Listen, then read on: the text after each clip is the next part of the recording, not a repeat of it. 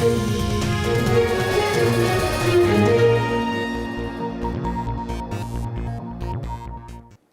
evening and welcome to Rajya Sabha TV. My name is Aditi Nagpal-Girotra and you're watching News Tonight, where we bring you news updates from India and around the world. The government has agreed to allow unstarred questions during the upcoming monsoon session, which will commence from September 14th. For this, members can give notices in both houses. The decision has been reached following discussions between senior leaders of both the government and the opposition over the issue of question hour being dropped from the business of both houses. Here are the details. The Rajya Sabha Secretariat has informed members that they can give notices for seeking written answers to unstarred questions. This comes after it was decided that question hour will not be held during the monsoon session. For providing written answers, the ministries have been divided into 5 groups and have been allocated specific days for ministers concerned to give their replies. Ministries that are a part of Group 1 are Coal, Defence, Environment, Forests and Climate Change, Heavy Industries, Jal Shakti, Mines, MSME, Minority Affairs, Parliamentary Affairs, Road Transport and Highways, Shipping, Youth Affairs and Sports Ministry. These ministries will present their written replies on 14th, 19th, 24th and 29th of September. Group 2 comprises Finance, Ayush, Corporate Affairs, Earth Sciences, Health and Family Welfare, New and Renewable Energy, Science and Technology and Tourism Ministries. Dates allotted to these ministries for written replies are 15th, 20th, 25th and 30th September. In Group 3, Civil Aviation, Housing and Urban Affairs, Labour and Employment, Petroleum and Natural Gas, Social Justice and Empowerment and Steel Ministries have been placed. These ministries will give their written replies on September 16th, 21st, 26th and the 1st of October. Group 4 has PMO, Atomic Energy, Communications, Development of Northeastern Region, Electronics and IT, External Affairs Minister, Education, Law and Justice, Public Grievances and Pensions, Space, Statistics and Program Implementation, Textiles, Tribal Affairs, Women and Child Development. The dates assigned to these ministries are 17th, 22nd and 27th of September. Ministries that have been placed into Group 5 are Agriculture and Farmer Welfare, Chemicals and Fertilizers, Commerce, Consumer Affairs, Food and Public Distribution, Fisheries, Animal Husbandry and Dairy, Food Processing, Panchayati Raj, Railways, Rural Development and Skill Development. These ministries will give their replies on 18th, 23rd and 28th of September. In the upper house, the maximum number of unstarred questions is 160. In this session, the unstarred questions will have to be submitted to the Secretariat, addressed to the Secretary General, and answers will be provided on the day the question is listed as per the ministry. However, oral or starred questions will not be allowed. With inputs from Arvind Kumar Singh, Bureau Report, Rajya Sabha TV. The Standing Committee on Science and Technology, Environment and Forests discussed the DNA bill in detail in their meeting on Thursday. This was the 6th meeting of the committee headed by Jairam Ramesh to discuss the DNA bill. It was attended by 11 members and Secretary in the Department of Biotechnology and representatives of the Law and Justice Ministry. The committee is likely to give a final shape to the bill in its next meeting on 10th of September. The Standing Committee on Social Justice and Empowerment discussed the Maintenance and Welfare of Parents and Senior Citizens Amendment Bill 2019. 10 members attended the meeting of the committee headed by Rama Devi. It went on for 3 hours from 11 a.m. to 2 p.m. The Standing Committee on Energy also held a meeting to discuss the uniformity of the power tariff policy. The 2-hour-long meeting was attended by 16 members. The committee headed by Rajiv Ranjan Singh held a discussion with the representatives of the Ministries of Power and Renewable Energy and Central Public Enterprises of the power sector. A total of 7 bills were introduced and passed in the Mizoram Assembly on Thursday. These include the Mizoram Goods and Services Tax 4th Amendment Bill 2020, the Mizoram Shops and Establishments Regulation of Employment and Conditions of Service Amendment Bill 2020, the Mizoram State Sports Council Amendment Bill 2020, Mizoram FRBM Amendment Bill 2020, Court Fees Mizoram Amendment Bill 2020, Mizoram Salaries, Allowances and Pension of Members of the Legislative Assembly 8th Amendment Bill 2020. On Wednesday, the Assembly introduced and passed the Mizoram Goods and Services Tax Amendment Bill 2020, which replaces an ordinance. The Assam Assembly also passed 3 bills on Thursday to create separate autonomous councils for Moran, Matak and Koch Rajbongshi communities in the state. The Moran Autonomous Council Bill 2020, the Matak Autonomous Council Bill 2020 and the Kamatapur Autonomous Council Bill 2020 were tabled on 24th March, the last day of the budget session earlier this year. Though the bills related to Moran and Matak were passed without any objection, the opposition and one member of the BJP objected to the nomenclature of the third one and requested the government to change it to the Koch Rajbongshi Autonomous Council Bill 2020. Take a look at the latest about the COVID-19 situation in India, where states reported the single highest increase of over 83,000 cases. This is the highest single-day jump in COVID infections reported by any country since the beginning of the pandemic. The Health Ministry in its press briefing said, while infections are rising, focus remains on increased testing, which is the only way to control the spread of the pandemic. At 49 deaths per 10 lakh people, India's case fatality is among the lowest in the world. A record single-day spike of 83,883 cases has pushed India's coronavirus infections past 38 lakh. The death count has increased to 67,376 with 1,043 more fatalities. Over 29 lakh people have recovered from the infection so far. Active COVID-19 cases in the country stand at 8.15 lakh. While the recovery rate has improved to 77.08%, the fatality rate has declined to 1.74%. Maharashtra, Andhra Pradesh, Karnataka, Tamil Nadu and Uttar Pradesh are the 5 states with the biggest 24-hour jump in total cases and deaths. These states account for 62% of total active cases and 70% deaths in the country. Bharat में विश्व की तुलना में काफ़ी कम है. हमारे यहाँ 49 deaths पर मिलियन पॉपुलेशन है, जबकि विश्व का जो औसत है वो 111 है. अन्य देशों में ये 500-600 per million population भी हैं. Testing has increased exponentially to contain the spread of the virus. Cumulative tests for detection of COVID-19 surged to over 4.55 crore in the country, with a record 11,72,000 tests conducted on Wednesday. Testing has increased from 10,000 in April to 10 lakh in May, 50 lakh in June, 1 crore in July and 4.5 crore as of 3rd of September. Higher numbers of testing has also led to decrease in the test positivity rate from 10.26% in the period of 23rd of July to 5th of August. The TPR has now declined to 7.9% for the period from 20th of August to 2nd of September. हमने अप्रैल माह में आपसे बातें की थी. उस समय जो हमारी टेस्टिंग का नंबर था वो लगभग 10,000 हुआ करता था. मई में वो बढ़कर 10 लाख हुआ, 10 जून में बढ़कर 50 लाख हो गया और आज जब हम आपसे बात कर रहे हैं तो देश में 4 करोड़ 50 लाख से ज़्यादा टेस्ट किए जा चुके हैं. और जैसा मैंने निवेदन किया कि पिछले 24 घंटों में 11,72,180 के लगभग टेस्ट किए गए हैं. This, however, is still much higher than the WHO approved 5% and varies in states. 5 states with the highest TPR are Puducherry, Chandigarh, Maharashtra, Goa and Andhra Pradesh. High TPR indicates limited testing capacity and a higher spread of the disease. Bureau Report, Rajya Sabha TV. After 5 months, Delhi Metro will resume its services on 7th of September, but with some restrictions.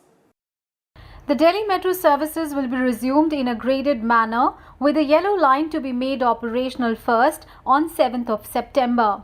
Blue line and pink line will be made operational from 9th of September. Red, green and violet lines will resume service on 10th of September. Magenta and grey lines will restart on 11th of September, while the Airport Express line will resume services from 12th of September. Trains will operate in 2 batches of 4 hours each from 7 to 11 am in the morning and 4 to 8 pm in the evening. And stations in containment zones will remain closed. जब आप metro train के अंदर आ जाएंगे तो कुछ precautions हम आपसे request करेंगे, यानी कि जहाँ पे ये मार्कर है वहाँ पे आप मत बैठिए और एक सीट छोड़ के बैठिएगा. सोशल डिस्टेंसिंग रहेगा, इन्फेक्शन के चांसेस भी कम रहेंगे. We can all travel very comfortably अगर हम ये सब बेसिक जो मेथड्स हैं वो फॉलो करें. जब आप मेट्रो ट्रेन बोर्ड करते हैं उस टाइम काइंडली जो पैसेंजर्स ऑलरेडी ट्रेन में हैं उनको पहले उतरने दीजिए, उसके बाद आप बोर्ड करिए. Unnecessarily धक्का मुक्की मत करिए, especially in the times of this corona pandemic. Global COVID-19 infections continue to rise, with the Americans accounting for over half of them. Till Thursday, global coronavirus cases have crossed 26 million and claimed over 8.67 lakh lives. Of the global tally, more than 18.45 lakh people have recovered. The United States tops the tally with over 6.2 million cases and deaths nearing 1.9 lakh. So far, over 3.54 million people have recovered in the United States. With over 4 million cases, the virus has claimed over 1.21 lakh lives in Brazil. Even as restaurants, bars, beaches and other economic activities have resumed, the country is seeing a downward trend in new infections in recent weeks. In Peru, police are helping curb a new wave of coronavirus infections. Officers are breaking up clandestine gatherings, bars and events and making arrests for not following quarantine restrictions. Peru has over 6.63 lakh cases and nearly 30,000 deaths. Cuba has imposed strict restrictions to stop the spread of coronavirus, including a night curfew, a ban on travel between provinces, and limiting movement of people and vehicles. Britain is investing £500 million to develop rapid COVID-19 testing kits. With the winter season approaching, the government aims to roll out mass testing to detect outbreaks early. The reason we're putting £500 million into the next generation test is precisely to make sure that come winter we have the testing capability not only to ensure that as now everybody who has has the symptoms can get a test, but also to make sure that we've got this a mass testing capability so that we can find the virus wherever it is. On Thursday, France unveiled a €100 billion stimulus plan to revive its economy hit by the pandemic. The recovery plan also aims at creating 160,000 jobs by next year.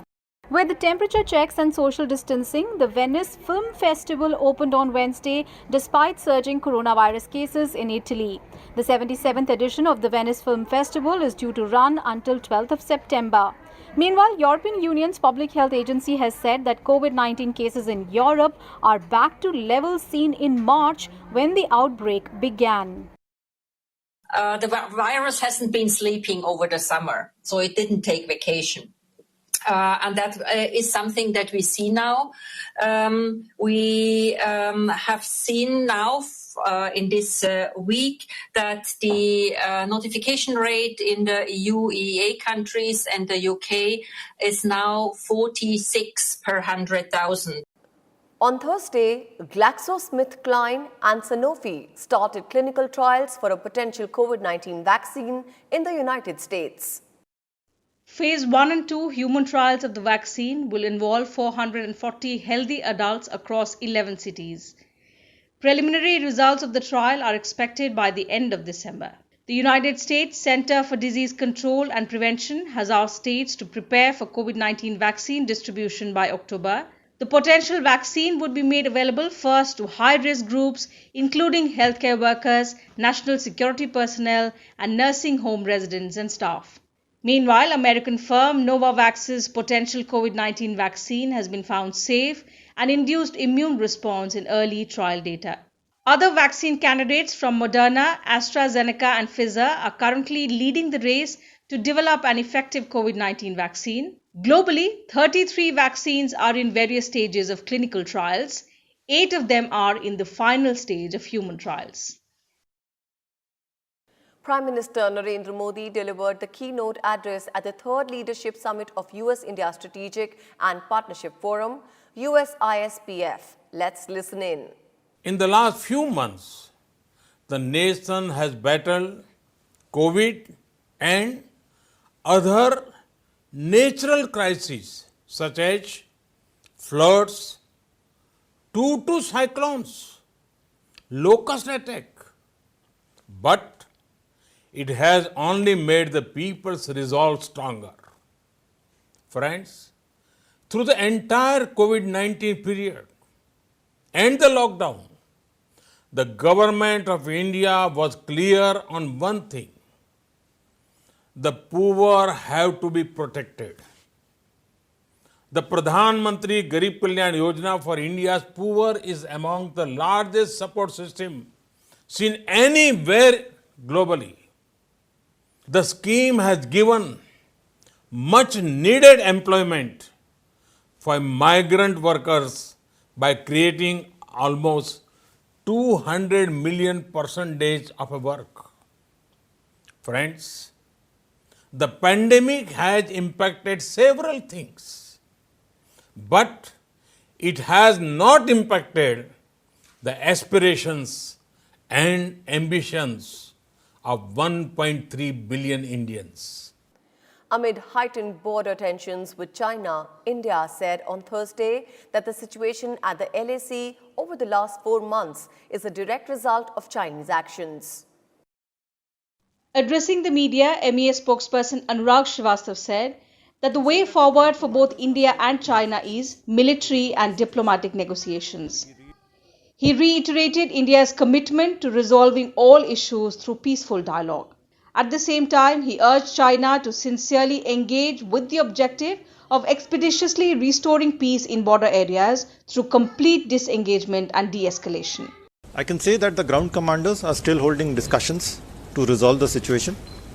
We reiterate the consensus reached between the two foreign ministers and special representatives that the situation in the border should be handled in a responsible manner and either side should not take any provocative action or escalate matters. It is clear that the situation we witness over the past 4 months is a direct result of the actions taken by the Chinese side that sought to effect unilateral change of status quo. These actions resulted in violation of the bilateral agreements and protocol which ensured peace and tranquility in the border areas for close to 3 decades. Meanwhile, the Army and the Indian Air Force have increased their alert levels at all key bases along the nearly 3,400 km long line of actual control, following China's fresh attempts to change the status quo in the southern bank of Pangong Lake in eastern Ladakh. Army Chief General Manoj Mukund Narvane began a 2-day visit to Ladakh to carry out a comprehensive review of the security situation in the region, while Chief of Air Staff Air Chief Marshal RKS Bhadoria reviewed the Indian Air Force's operational preparedness along the line of actual control in Arunachal Pradesh and Sikkim in view of the escalating border tensions with China. Tensions on the India-China border escalated after the Chinese military carried out provocative military movements to unilaterally change the status quo on the southern bank of Pangong Lake on the intervening night of 29th and 30th August. However, their attempt was thwarted by the Indian troops. The Indian Army has since then strengthened its presence in at least 3 strategic heights in the southern bank of Pangong Lake. In order to increase connectivity and trade between the two countries, India and Bangladesh will start 2 new waterways for seamless movements of goods. The new waterway is undergoing trial, which will conclude on 5th of September. The Sonamura-Daurkandi Inland Waterways route will connect Tripura and Bangladesh. Of particular significance is the Sonamura-Daurkandi route, which it is significant because it connects Tripura to the national waterways of India through Bangladesh for the first time. And a trial run has commenced from Daurkandi and would conclude at Sonamura on the 5th of September. And it would conclude in the presence of the Honorable Chief Minister of Tripura. Our High Commissioner in Bangladesh will also be joining this event. So this is yet another recent connectivity initiative with Bangladesh. So this initiative will greatly boost our connectivity with the northeastern region and also boost bilateral trade with Bangladesh. India has thanked members of the UN Security Council who thwarted Pakistan's bid to get 2 Indian nationals listed as terrorists. Pakistan had submitted the names of Angara Appaji and Gobinda Patnaik for designation under the 1267 Al-Qaeda Sanctions Committee of the United Nations Security Council. However, the attempt was thwarted on Wednesday as the US, UK, France, Germany and Belgium blocked the move at the UNSC. In a tweet, India's permanent representative to the United Nations, Ambassador T.S. Tirumurthy, said Pakistan's blatant attempt to politicize 1267 special procedure on terrorism by giving it a religious color has been thwarted by UN Security Council. He thanked the council members for blocking Pakistan's designs. An earlier attempt by Pakistan to list Ajoy Mistry and Venu Madhav Dongara was blocked by the council in July. With the latest move, Pakistan has tried to get 4 Indian nationals listed as global terrorists and failed. All 4 who were working in Afghanistan have left the country and returned to India. Defense Minister Rajnath Singh is in Russia for the crucial Shanghai Cooperation Organization meeting. He tweeted, and I quote, "Reached Moscow this evening, looking forward to my bilateral meeting with the Russian counterpart, General Sergei Shoigu." The minister also tweeted a video of him being welcomed by Major General Bukhtiv Yuri Nikolaevich at the Moscow airport. Singh, who was wearing a mask, folded his hands in Namaste as the top Russian army officer saluted him and then reciprocated with a Namaste. Singh will attend a crucial meeting of the Shanghai Cooperation Organization and hold talks with his Russian counterpart Sergei Shoigu on further boosting bilateral defense cooperation. The SCO comprises 8 member states: India, Kazakhstan, China, Kyrgyzstan, Pakistan, Russia, Tajikistan and Uzbekistan. On Friday, the defense ministers of all 8 SCO member nations are expected to deliberate on regional security challenges like terrorism and extremism and ways to deal with them collectively. Finance Minister Nirmala Sitharaman held a review meeting with the heads of scheduled commercial banks and NBFCs through video conferencing on Thursday to review their state of preparedness for implementation of the loans resolution framework for COVID-19 related stress. The finance minister also emphasized that resolution schemes must be rolled out by lenders by 15th of September 2020 and a sustained media campaign to create awareness be carried out thereafter. The lenders said they are ready with their resolution policies and have started the process of identifying and reaching out to eligible borrowers and that they will comply with the timelines stipulated by the Reserve Bank of India. The Ministry of Finance has been engaging with the RBI to ensure that the lenders are assisted by the Apex Bank in the resolution process. The Finance Minister also reviewed the progress made by various lenders under ECLGS, PCGS 2.0 and subordinate debt schemes announced as part of the Atmanirbhar Bharat Abhiyan and advised lenders to try and extend the maximum possible relief to borrowers before the festive season. An amount of 1.58 lakh crore rupees has been sanctioned as on 31 August 2020. Under ECLGS, out of which more than 1.11 lakh crore rupees has also been disbursed. The Finance Minister appreciated the efforts of banks and NBFCs during the lockdown in effective implementation of the Pradhan Mantri Garib Kalyan Yojana and the Atmanirbhar Bharat related measures. The Finance Minister also exhorted lenders to proactively respond to the needs of companies and businesses as well as those of individual borrowers and to spearhead the efforts for rebuilding businesses desperate for help owing to COVID-19 related distress. This is Kriti Mishra's report for Rajya Sabha TV. India has joined the group of top 50 countries in the Global Innovation Index for the first time, moving up 4 places to the 48th rank. Among the nations in Central and Southern Asia, India is at the top position. Published annually since 2007, GII 2020 is jointly brought out by World Intellectual Property Organization, Cornell University and INSEAD Business School. Moving up 4 positions since 2019, India became the 3rd most innovative lower middle income economy in the world. According to the GII 2020, India ranks in the top 15 in indicators such as information and communication technology services, exports, government online services, graduates in science and engineering, and R&D intensive global companies. The report said Switzerland, Sweden, the US, the UK and the Netherlands lead the innovation ranking. A total of 131 countries were analysed under the GII before arriving at the rankings.